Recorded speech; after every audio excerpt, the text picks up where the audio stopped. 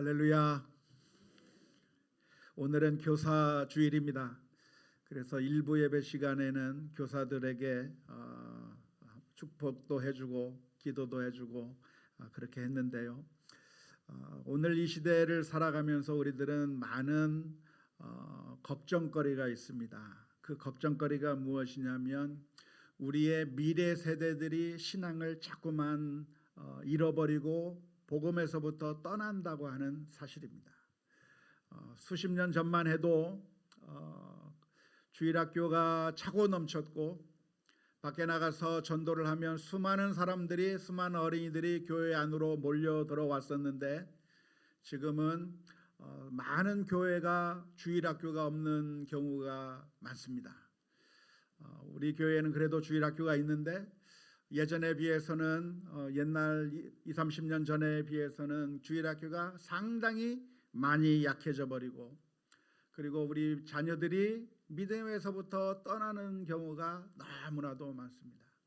우리 성도님들을 신방하면서 기도의 제목들을 들어보면 자녀들이 신앙생활을 하지 않는 것 때문에 눈물로 기도하는 그런 우리 성도님들을 많이 만나게 되는데요.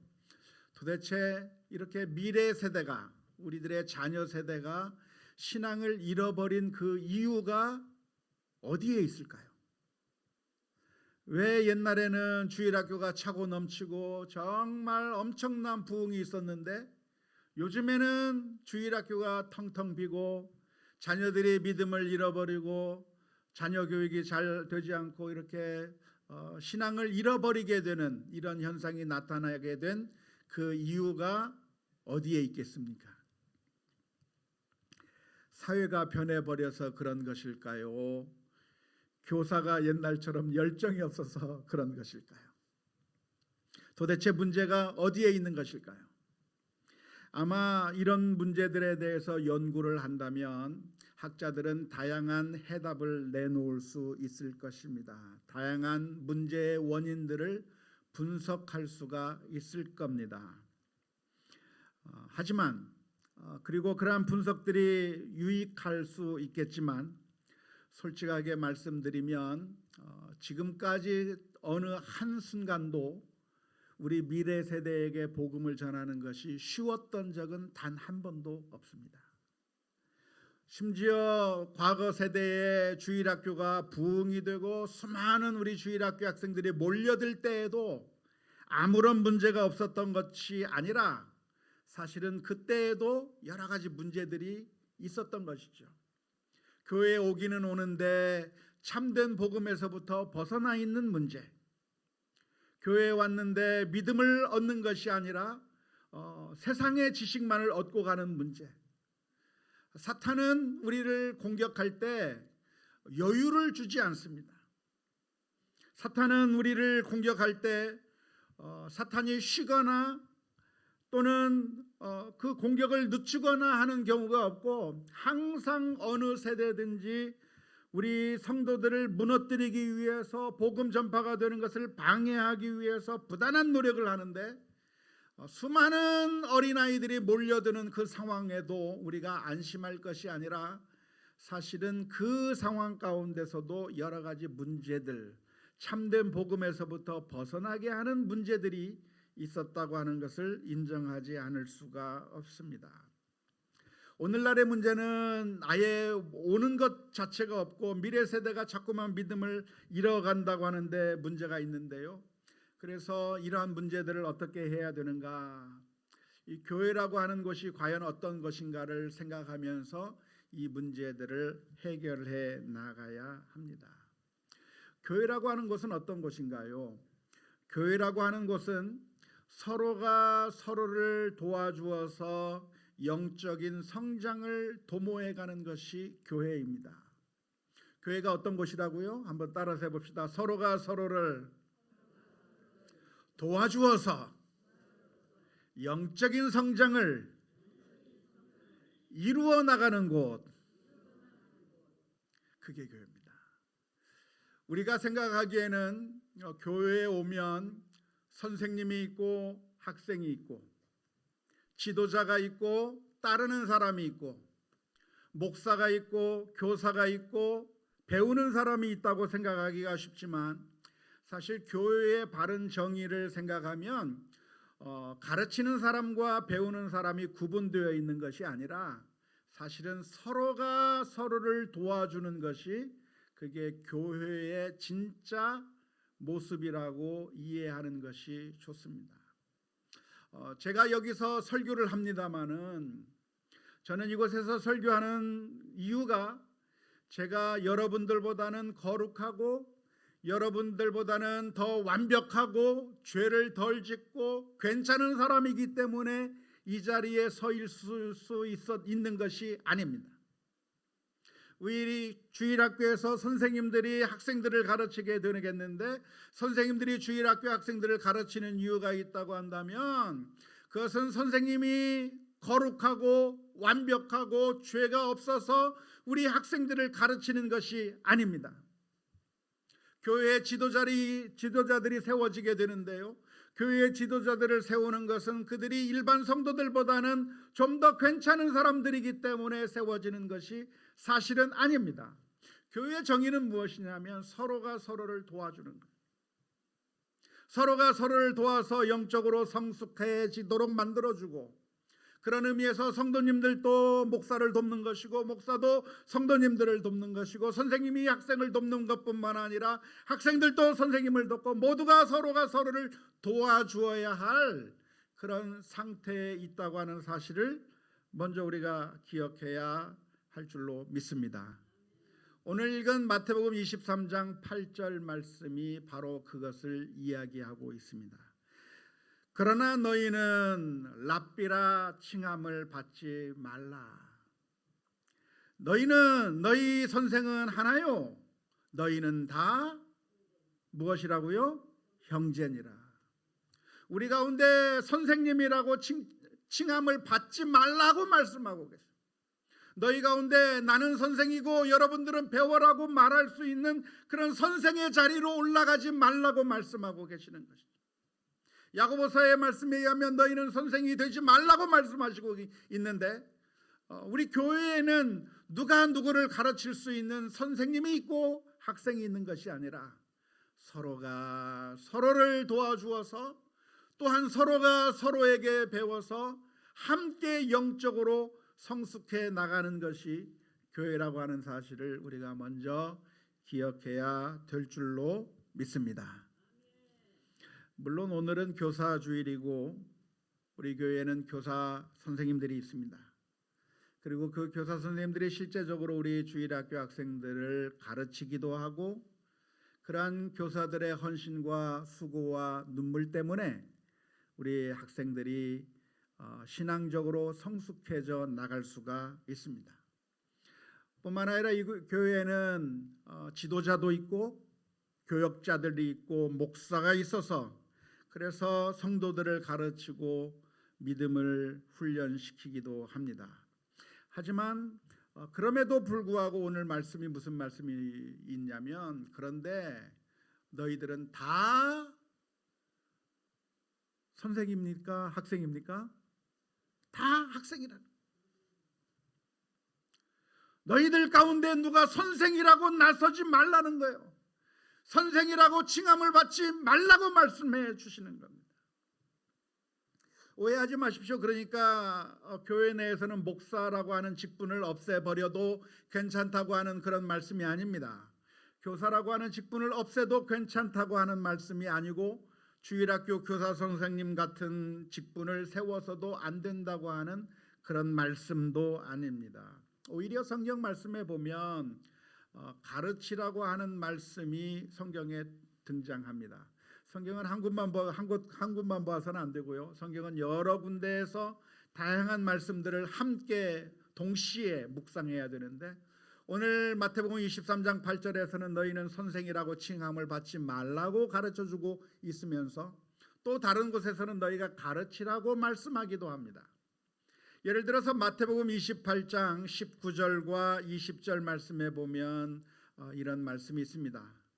그러므로 너희는 가서 모든 민족을 제자로 삼아 아버지와 아들과 성령의 이름으로 세례를 베풀고 내가 너희에게 분부한 모든 것을 가르쳐 지키게 하라.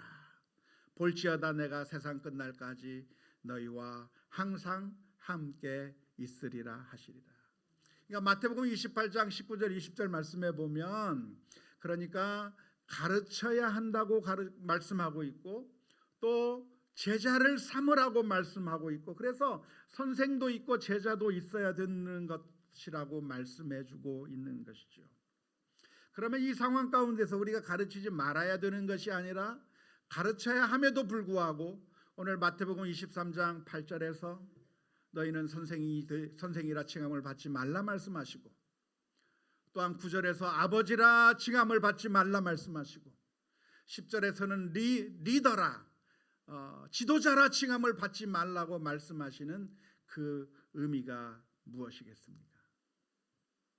그것은 우리 모두가 다 선생의 자격이 있는 것이 아니라 다 연약한 사람들이기 때문에 그렇습니다. 우리 가운데 그 누구도 완벽한 사람은 단 한 사람도 없습니다. 교사가 학생들을 가르치지만 그 교사가 학생들보다 더 거룩하거나 학생들보다 더 완벽하거나 더 좋은 모습을 가지고 있는 것이 아니라는 것이죠. 목사가 이 강대 위에서 설교를 합니다마는 목사가 이곳에 서 있는 이유는 성도님들보다는 좀 더 거룩하고 좀 더 완벽하고 좀 더 하나님의 뜻을 더 잘 실현할 수 있기 때문에 그래서 여러분들보다는 좀 더 영적으로 뛰어나기 때문에 이 자리에 서 있는 것이 아니라고 하는 것입니다. 안타깝게도 똑같아요. 다 죄인이라고 하는 것이 성경적인 가르침입니다. 일반 성도들과 마찬가지로 주일학교 어린이들과 마찬가지로 선생님도 쉽게 분노하고 쉽게 탐욕스러운 마음이 생기고 쉽게 범죄하는 그 죄성을 가지고 있는 것이 선생님이나 제자나 똑같은 것이고 성도나 목사나 똑같다고 하는 것이 성경 전체에서 가르쳐주고 있는 사람의 모습입니다. 우리가 다 신앙적으로 부족하고 도덕적으로 연약하며 하나님의 은혜가 없으면 곧 멸망할 수밖에 없는 사람들이기 때문에 우리 모두가 다 우리의 참된 아버지이신 주님 앞에 우리의 참된 지도자이시며 참된 선생님이신 우리 주님 앞에 나아가야 할 그런 연약한 존재의 사람이라고 하는 사실을 분명하게 기억할 수 있기를 주님의 이름으로 축원합니다. 하지만 이러한 사실들을 이해하지 못하고 우리 사람들은 마치 자신이 의로운 사람인 것인 양 포장하고 다른 사람들에게 마치 자기는 의로운 사람인 것처럼 그렇게 위선적으로 행동하고 더 나아가서 스스로를 속이면서 나는 무엇인가 된 줄로 생각하게 되는 경향들이 많이 있습니다. 특별히 예수님 당시에 바리새인들이 그랬는데요. 예수님 당시에 있었던 바리새인들, 랍비들의 잘못이 무엇입니까? 그들은 분명히 나은 점이 있었어요. 나은 점이 아예 없다는 것이 아니라 세리보다는 나았고 창기들보다는 나았고 일반 평신도들, 일반인들 암하레츠라고 불렀는데 그런 일반인들보다는 그래도 바리새인들이 율법을 더 많이 지켰어요. 더 열심히 종교적인 행위를 했어요. 더 열심히 하나님의 말씀을 순종하는 것 같았어요. 하지만 완벽한 것이 아니었는데도 불구하고 나보다 못한 사람들과 비교하면서 자신은 괜찮은 줄 알고 교만했을 뿐만 아니라 그리고 자기보다 낮은 사람들을 무시하고 비난했고 마치 이제 그런 사람들과 비교하면 자신은 이제 완벽한 사람인 것처럼 착각했다고 하는 것이 문제입니다. 그리고 그런 사람들은 다른 사람들을 향해서 율법을 가르치면서 이렇게 행해라 저렇게 행해라고 했는데 주님께서는 그것이 잘못되었다고 하는 사실을 오늘 본문의 말씀 가운데서 가르쳐주고 있는 것입니다.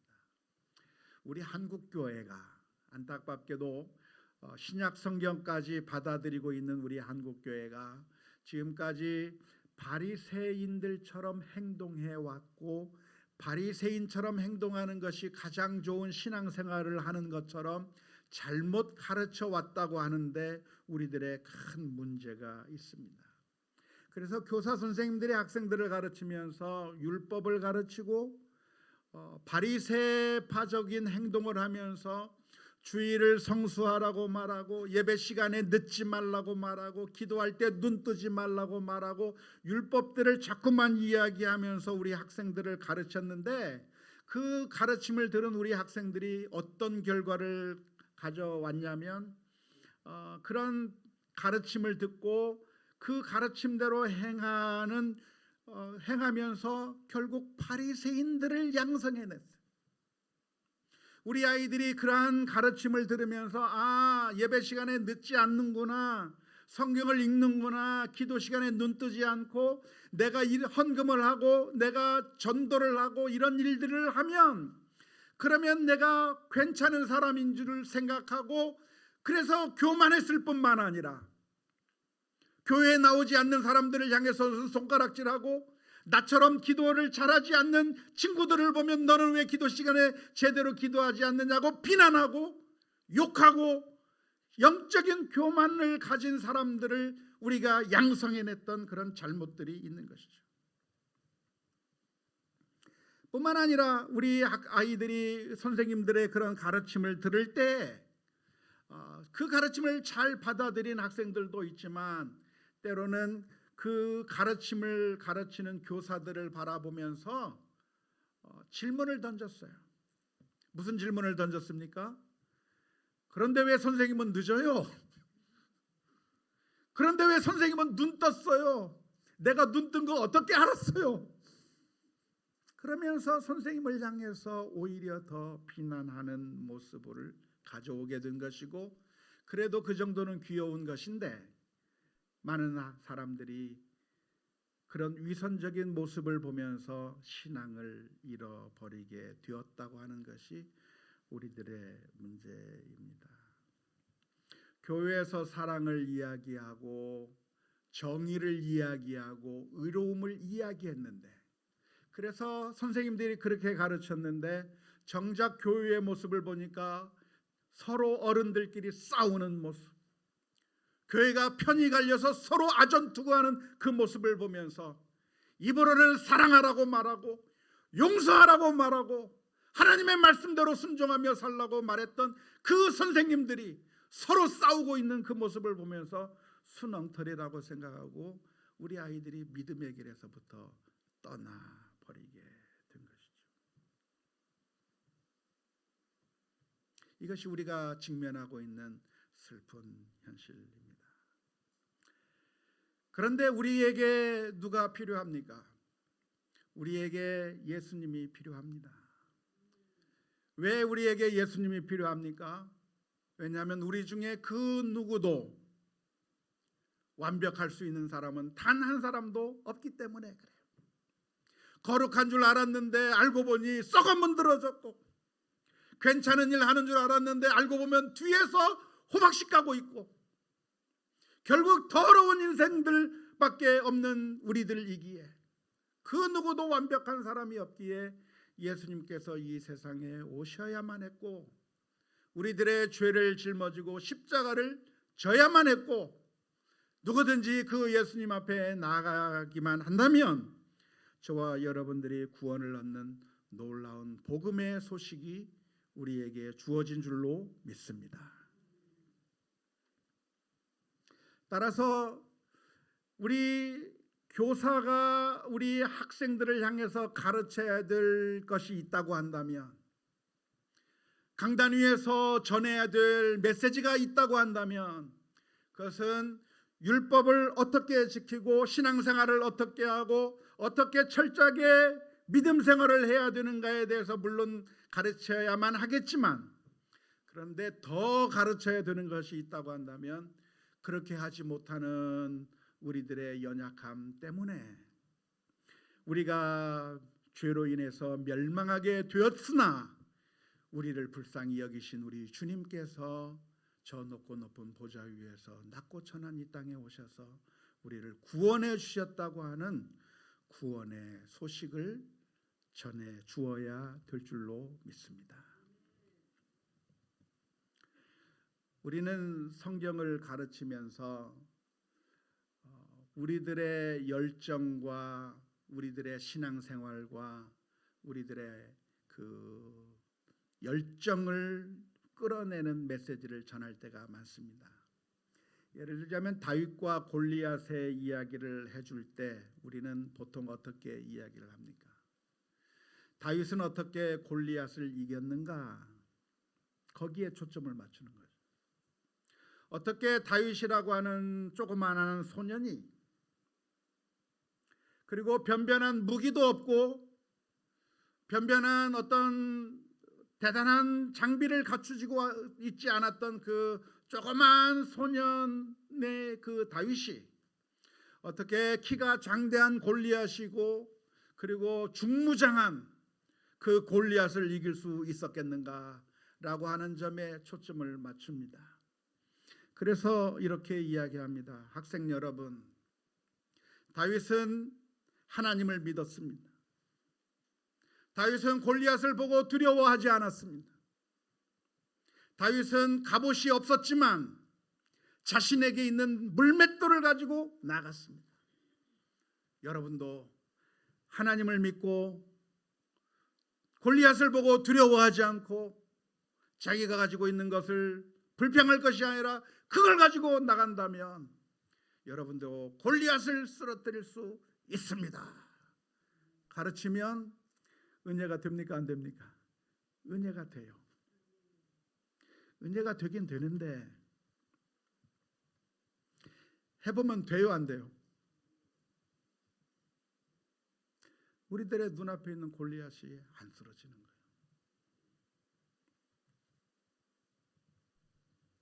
뿐만 아니라 우리 주일학교 학생들이 그 이야기를 들을 때 아하, 그렇구나, 우리가 하나님을 믿어야 되겠구나, 우리가 그 어떤 큰 장애물이 있어도 두려워하지 않아야 되겠구나,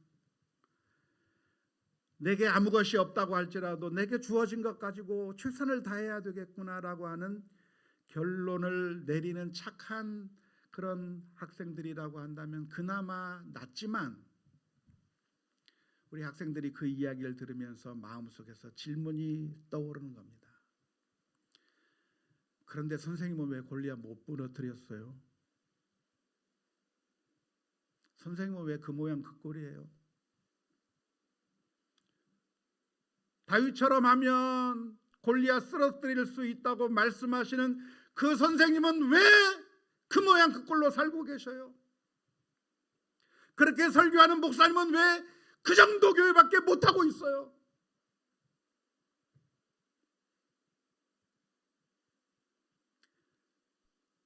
우리 아이들의 마음 가운데서 혼란스러운 겁니다. 예수님께 고침받은 병자의 이야기를 합니다.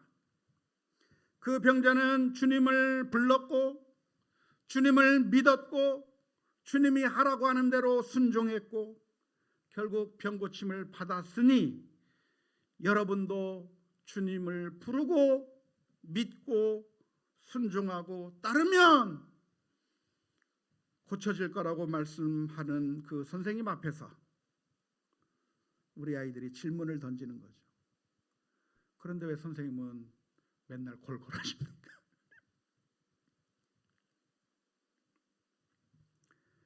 그래도 좋은 학생들은 내가 그만큼 다윗처럼 일하지 않아서, 다윗처럼 믿음이 없었고 다윗처럼 담대하지 못했고 다윗처럼 열심히 달려가지 못했다고 하는 것을 생각하면서 자신을 돌아보고 열심히 노력하는 그런 헌신의 길로 나가는 학생들도 있지만, 그러나 많은 학생들이 순 엉터리구나,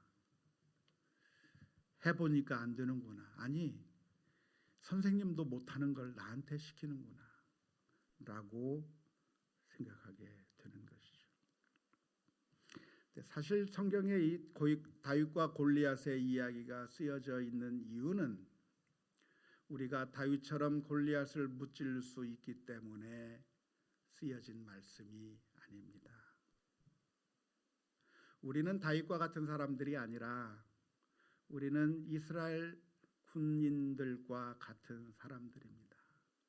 골리앗이 나타나면 무서워서 벌벌 떨 수밖에 없는 사람들이고, 그 앞에서 마음이 무너져 내리고 오금이 저려서 전혀 움직이지도 못했던 그 이스라엘 군인들처럼 우리는 조그만 어려움을 만나도 쓰러질 수밖에 없고, 자신만만했던 사람들이 커다란 질병 앞에서 속수무책이고, 우리 가정에 조그만 문제만 만나도 당황해버리고 해결하지 못하는 그런 연약한 모습들을 가지고 있는데, 그런데 놀라운 것은 그런 벌벌 떨고 있는 이스라엘 민족을 향해서 한 소년이 등장한 거죠. 구세주가 등장한 겁니다. 그 구세주가 등장해서 자신의 목숨을 내어놓고 골리앗 앞에 나아가면 죽을 수도 있는데 그 골리앗 앞에 담대하게 나가서 물맷돌로 그 골리앗을 쓰러뜨려 무너뜨리는 그 다윗 때문에 이스라엘 민족이 구원을 얻은 것처럼 우리에게도 우리의 문제를 해결하실 뿐만 아니라 우리의 연약함을 짊어지신 예수님께서 이 세상에 오신다고 하는 그 사실을 말해주기 위해서 다윗과 골리앗의 이야기가 있는 것입니다. 사랑하는 성도 여러분, 우리들에게 있어서 누가 우리의 문제를 해결할 구세주입니까? 우리는 살아가는 가운데 여러 가지 힘들고 어려운 일들을 만나면서 이 문제를 해결해 줄 구세주로 정치인들을 떠올리곤 합니다. 선거철이 다가오면 이런 정말 말도 안 되는 이 삶을 바꾸어 줄 새로운 정치인 구세주가 나타나지 않을까. 이 정말 더러운 정치판에 그래도 좋은 언어를 구사하면서 품위 있는 언어를 구사해 주는 저 사람이 우리들의 구세주가 될 수 있을까? 정말 우리나라가 가난에 찌덕이고 힘든 이 상황 가운데 우리들의 이 가난함을 해결해 줄 수 있는 박정희 대통령이 우리의 구세주가 될까? 남북이 분단된 이 상황 가운데서 김대중 대통령이 우리의 문제를 해결해 줄까?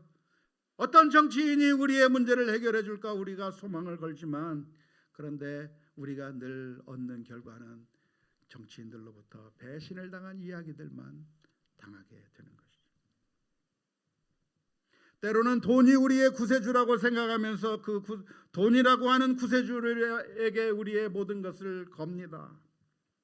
돈이 우리들의 문제를 해결해 주는 것 같고, 좋은 차를 타면 사람들이 그때부터는 내 앞에 굽신거리는 것 같고, 돈만 있으면 해결될 것 같아서 그 돈을 얻기 위해서 엄청나게 노력을 하는데, 그래서 새벽부터 밤늦게까지 주일도 쉬지 못하고 그렇게 열심히 노력해서 돈만 얻고 싶은데 결과적으로 얻은 것은 돈을 얻은 것이 아니라 질병만 얻고 몸만 상하게 되는 결과를 가져오는 것이 우리들이 가지고 있는 아이러니죠. 그런데 복음은 무엇입니까? 복음은 해결할 수 없는 우리들을 위해서 예수님께서 오셨다는 거예요.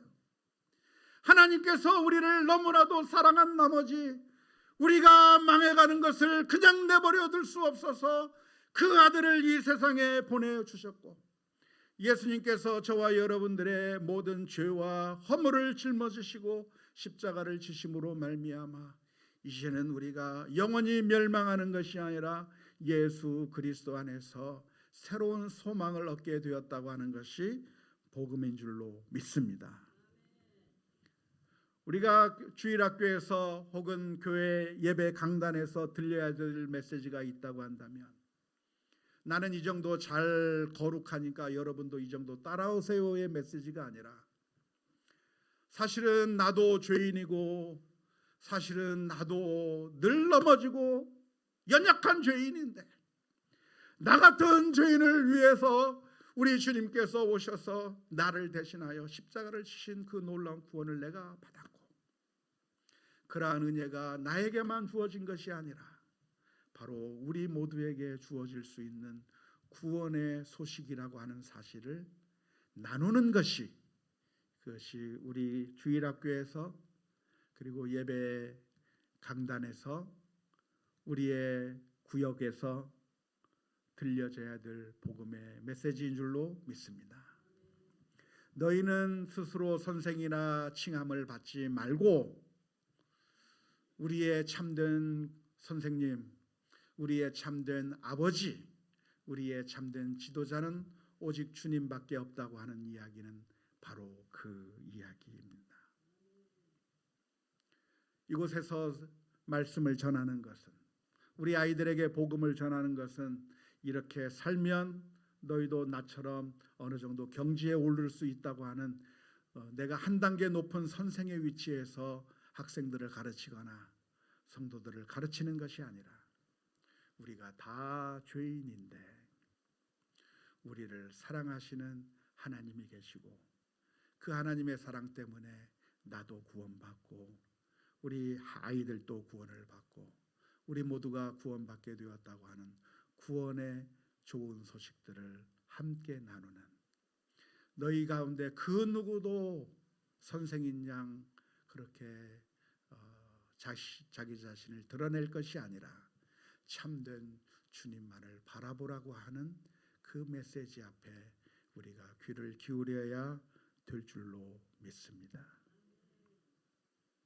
안타깝게도 수많은 교회에서 수많은 목사와 교사들이 마치 자기 자신은 도가 트인 사람인 양 자기 자신을 미화하고, 그리고 이렇게 살면 성공할 거라고 복음을, 성경을 가지고 이야기하지만 복음이 아닌 것들을 이야기하면서 마치 자기 자신을 잘 따르면, 그리고 목사에게 무엇인가 잘하면 복받을 것이라고 하는 성경에도 나오지 않는 그런 거짓 복음을 가르치면서, 그리고 그래서 사람을 섬기고 사람을 추앙하고 사람을 아버지처럼 붙들고 사람을 선생님처럼 섬기고 사람을 지도자처럼 생기면, 그러면 무엇인가 복이 떨어질 것처럼 잘못 가르치는 예가 우리 가운데 너무나도 흔하게 일어나고 있는 일입니다. 제자 훈련을 시키고 있다고 하는데 주님을 따르는 제자가 아니라 마치 그 학생들을 가르친 그 선생님이 마치 내가 따라야 될 구세주인 양, 나에게 가르쳐준 그 사람이 정말 우리가 따라야 될 모범인 양 착각하게 만들어서 결국 맹인이 맹인을 인도하다가 둘 다 구덩이에 빠지고 성경적인 것이 아닌 이 세상의 잘못된 것들을 가르침에도 학생들이 분별하지 못하고 그냥 따라가다가 함께 멸망하는 경우가 얼마나 많은지 모릅니다. 사랑하는 성도 여러분, 저는 이 자리에 여러분들의 영적인 선생이나 영적인 아버지나 영적인 지도자로 서 있는 것이 아닙니다. 저도 하루에 12번씩 넘어지고 쓰러지고, 하나님의 은혜가 없으면, 예수 그리스도의 십자가가 없으면 늘 망할 수밖에 없는 연약한 죄인입니다. 하지만 하나님께서는 우리와 같은 연약한 사람도 불쌍히 여기셨을 뿐만 아니라 하나님의 놀라운 사랑을 베풀어 주셨습니다. 그러기에 주님이 우리의 참된 소망이라고 하는 사실을 서로가 서로에게 상기시키고 서로가 서로에게 주님을 바라보게 만들면서 함께 영적인 성장을 해나가는 귀하고 복된 하나님의 자녀들이 되어야 될 줄로 믿습니다. 성도 여러분, 우리에게 소망은 어디에 있습니까? 우리의 소망은 좋은 지도자를 뽑는데 우리의 소망이 있는 것이 아닙니다. 좋은 정치 지도자를 뽑는데 우리의 소망이 있는 것이 아니에요. 더 많은 돈을 얻는데 우리의 소망이 있는 것이 아니고, 더 많은 건강을 얻는데 우리의 소망이 있는 것이 아니에요. 이 세상의 모든 것들은 다 무너질 수밖에 없습니다. 그런데 우리에게 참된 소망이 있습니다. 그분은 바로 우리 주님이십니다. 전지전능하신 그 하나님께서, 처음이요 마지막이신 그 하나님께서 우리들을 사랑하신 거예요. 우리를 사랑하사 그 아들을 하나도 아끼지 않으시고 우리의 죄를 위하여 내어주신 그 하나님의 은혜 밖에는 우리가 소망할 것이 없다고 하는 사실을 기억하면서 우리 모두가 함께 주님을 바라볼 수 있는 귀한 믿음의 길을 걸어갈 수 있기를 주님의 이름으로 축원합니다. 지난 주일 오후에 교사 세미나를 하는 가운데 강사 목사님이 오셔서 아주 재미난 이야기를 해 주셨어요. 농담을 하나 해 주셨어요. 어떤 성도님이 성경을 읽는 가운데 이해가 되지 않는 것이 있어서 목사님에게 갔습니다. 목사님, 제가 성경을 읽는데 성경 말씀을 너무나도 좋고 너무나도 귀하고 이해가 좋고 정말 참 좋은데 성경 내용 가운데 이해가 안 되는 게 딱 하나 있습니다. 그래서 목사님이 물어봤대요. 도대체 어느 부분이 이해가 안 됩니까? 했더니 그 성도님이 하시는 말씀이, 목사님, 어떻게 하나님은 아브라함에게 하나밖에 없는 그 아들을 바치라고 하였을까요? 그게 이해가 안 됩니다. 그리고 더 이해가 안 되는 것은 어떻게 아브라함은 자기 아들을 하나님께 주저하지 않고 바쳤을까요? 그건 아무리 이해하려고 해도 이해가 안 됩니다. 그러니까 목사님이 그 성도님한테 물어봤대요. 성도님, 자녀가 있으시죠? 예, 있습니다. 자녀가 몇 살인가요? 네, 지금 초등학교 5학년인데요. 그러시냐고. 한 3, 4년만 더 길러보시라고. 아브라함의 마음이 이해가 될 거다. 그런 농담을 해 주셨어요. 그런데 사랑하는 성도 여러분, 아무리 미워도 못 바치는 게, 아들을 포기할 수 없는 게 부모의 마음이에요. 그런데 우리 주님께서는 우리를 너무나도 사랑하셨고 우리를 회복하시기 위해서라고 한다면 그 아들을 하나도 아끼지 아니하시고 내어주신 그 하나님 밖에는 우리에게 다른 소망이 있는 것이 아니라고 하는 사실을 기억하면서 우리의 시각을 주님 앞에 드리는, 서로가 서로를 격려하고 위로하면서 우리 선생님들은 우리 주일학교 학생들에게 주님을 바라보게 만들고, 우리 성도가, 남편과 아내가, 부모와 자녀가 나는 옛날에 이 정도로 했다가 너도 이 정도로 해라가 아니라, 어제 부부의 세계라고 하는 드라마를 내가 보진 않았지만 이런 장면이 있었다고 그래요. 너는 나처럼 사지 말라 그렇게 얘기를 했는데, 그 누가 완벽한 인생을 살 수 있겠습니까? 아무도 그렇게 살 수 없는데 우리를 사랑하사 그 아들을 내어주신 하나님의 그 놀라운 은혜 밖에는 우리에게 소망이 없다고 하는 사실을 서로가 서로에게 다시 한번 생각하게 만들고 다시 한번 기억하게 만들어서 주님을 바라보는 그 일에 우리가 함께 손붙들고 나아갈 수 있기를 주님의 이름으로